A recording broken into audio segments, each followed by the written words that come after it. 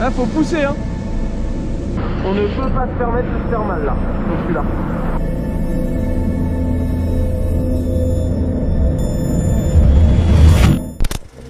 C'est pas la première fois que je pars faire du canyoning, mais c'est la première fois que je vais en Sardaigne pour en faire. J'ai déjà sauté de 20 mètres, descendu des toboggans interminables, fait des rappels de plus de 80 mètres, mais cette fois, la raison de notre voyage est encore plus folle et hors du commun. Et ce qui rend l'histoire encore plus dingue, c'est que je suis le seul à ne pas être au courant. Tous mes potes, eux, connaissent déjà le vrai but de ce trip. Moi, naïvement, je pensais que ça allait être un simple voyage comme les autres. Mais j'étais loin d'imaginer ce que j'allais vivre. Mais avant de voir tout ça, on est le 24 mars, la veille du départ, et comme d'habitude, le stress commence doucement à monter.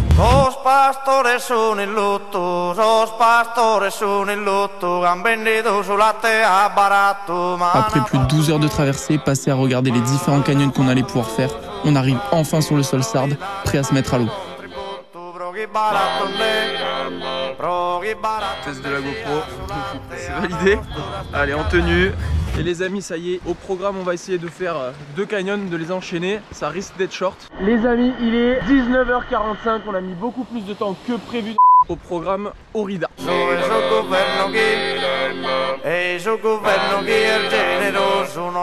Après 45 minutes d'approche, on est au départ du premier canyon sous le soleil et dans la bonne humeur. Ce qui me surprendra toujours, c'est que c'est la nature qui décide. D'habitude, on aime bien s'échauffer tranquillement, prendre la température, mais la nature, elle en a rien à faire. Si elle décide de mettre un gros saut dès le début du canyon, elle le met, sans se poser de questions. Et c'est à toi de t'adapter. Et c'est exactement ce qui s'est passé. Après quelques minutes de marche, on arrive déjà sur un premier saut bien engagé. 15 mètres, mais surtout un gros saut de précision. Faut pas sauter trop près, ni trop à droite, ni trop à gauche. L'appel est bon, mais dès le début, ça réveille. Alors mes potes vont sonder le fond. Tu vas voir ? Ça saute, j'ai plus qu'à faire le taf. Je lance 2 pierres pour visualiser ma trajectoire, je me sens prêt. Ah, faut pousser, hein. Alors j'y vais. Allez, Oli.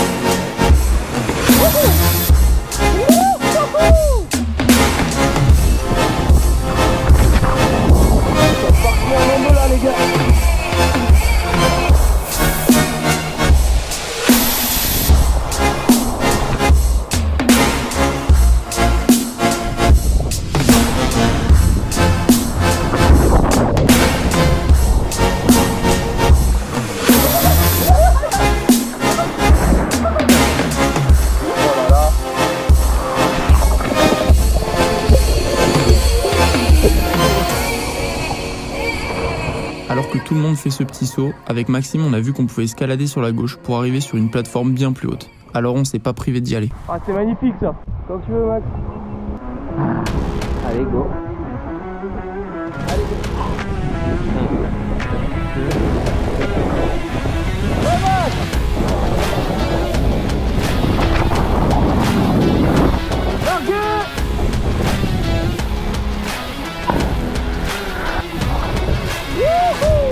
Allez les amis, c'est parti. Deuxième canyon de la journée. On va essayer d'arriver avant la nuit.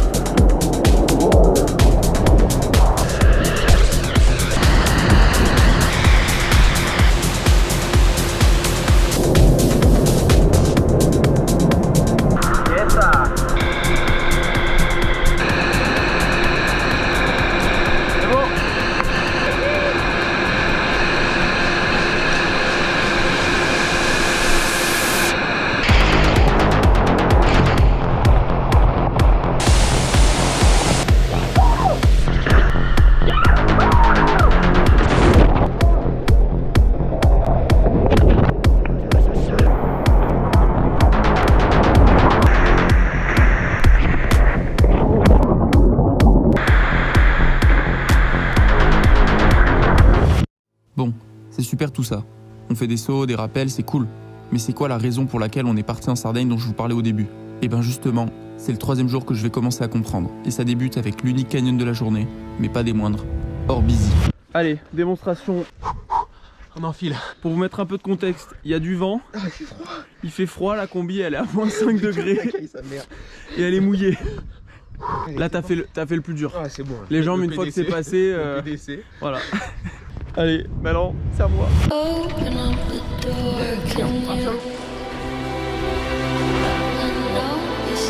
Allez, Olive.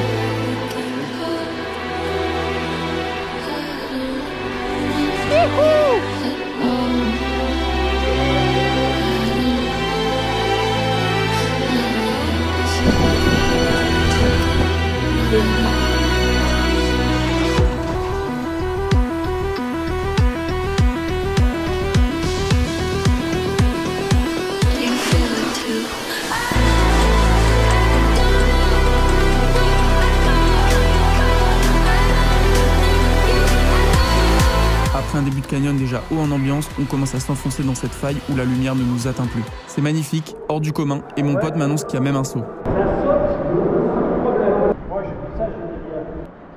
Ce saut représente tout ce que j'aime en canyoning. Plus de 10 mètres, dans le noir, on n'y voit presque rien.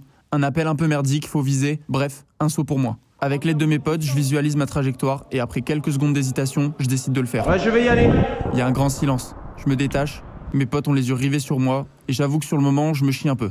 J'ai la pointe là, juste là, qui m'empêche de voir. Ouais, j'ai peur, ouais. Mais je place mieux mon pied d'appel et d'un coup, je reprends confiance. C'est sûr, je vais le faire. Allez, Oli.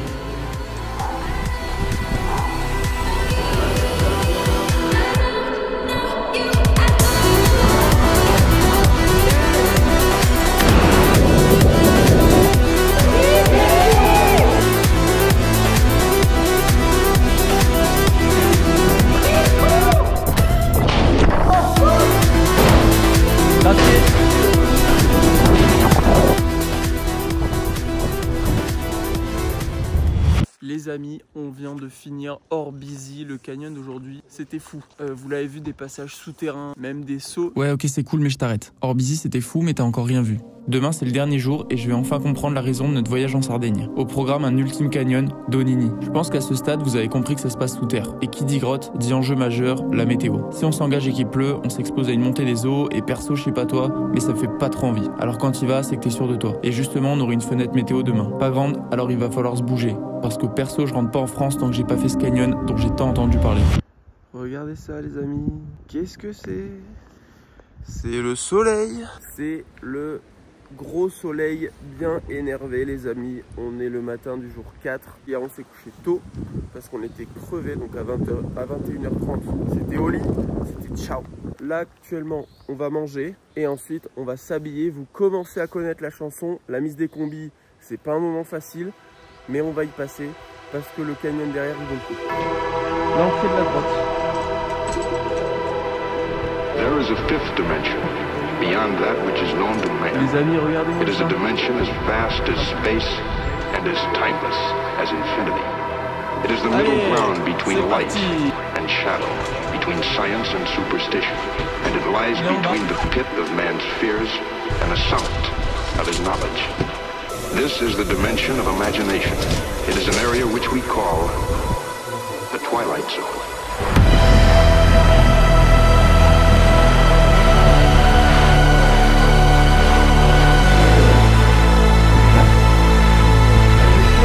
Allez, messieurs, à la revoyure.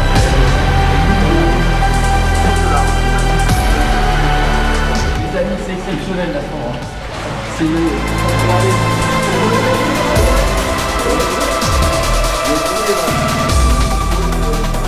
Alors qu'on rejoignait petit à petit la rivière souterraine plusieurs dizaines de mètres sous nos pieds, les paysages étaient toujours plus fous. On voyait partout des formes incroyables qui ont mis plusieurs millions d'années à se former. Je peux vous dire qu'à ce moment-là, on se sent tout petit. On avait juste à contempler.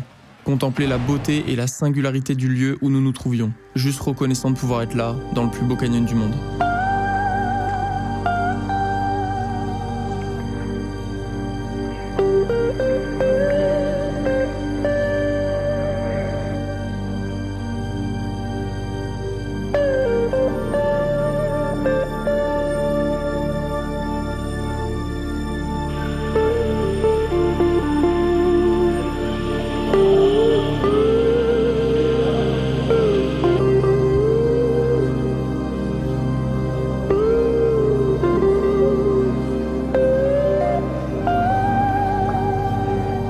qui rend le canyon encore plus fou, c'est qu'au bout de 2 heures dans le noir total, on est arrivé sur un gros saut. Plus de 10 mètres et il faut bien viser.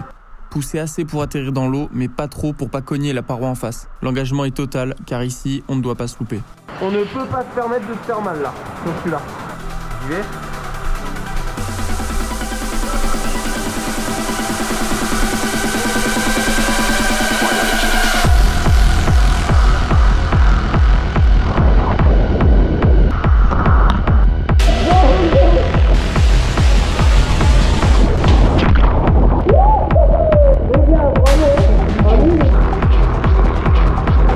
Et puis, ce qui devait arriver arriva. Après 3 heures sous terre, on revoit enfin la lumière du jour. La sensation est difficile à décrire. C'est entre l'euphorie et le soulagement. Faut le vivre pour le comprendre.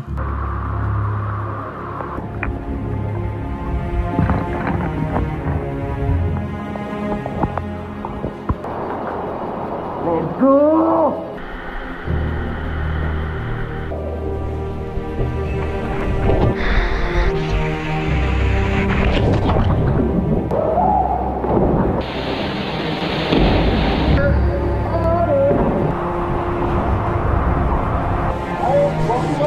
Allez à tous! Ça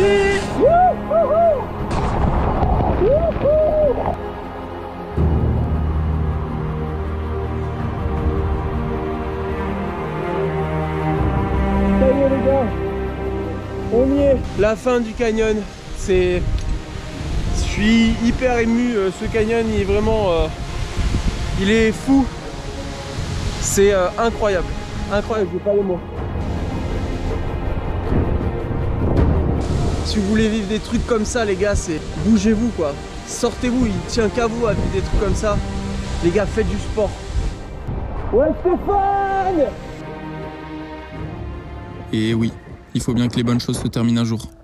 Si vous devez retenir quelque chose de cette aventure, c'est de vous donner les moyens de vos envies. Et un immense merci à Philippe et à la team pour le trip qui, une fois de plus, était une réussite. À bientôt les amis et surtout, faites du sport.